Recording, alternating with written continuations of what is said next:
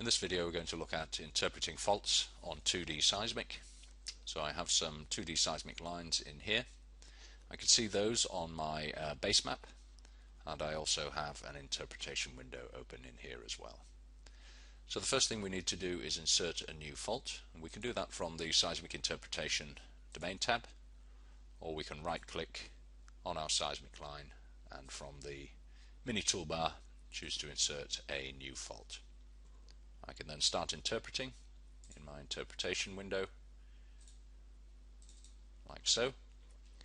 I can see that in my 2D window on my base map by switching the fault on in there, and I can see the trace of the fault in there. If I then want to select another line, I can right click and choose the seismic interpretation tools. If I activate my 2D window, I can use the base map select. So I can move this seismic line across and continue my interpretation in the interpretation window.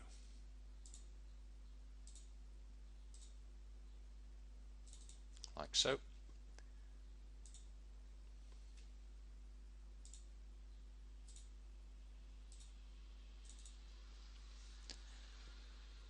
Okay, I can also see this in 3D.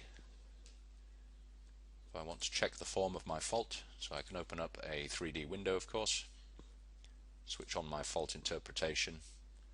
I can also switch on some of my seismic, and then try and make sure I can correlate that fault between those seismic lines.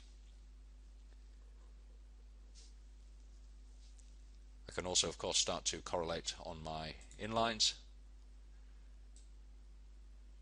by switching those on via the 2D window.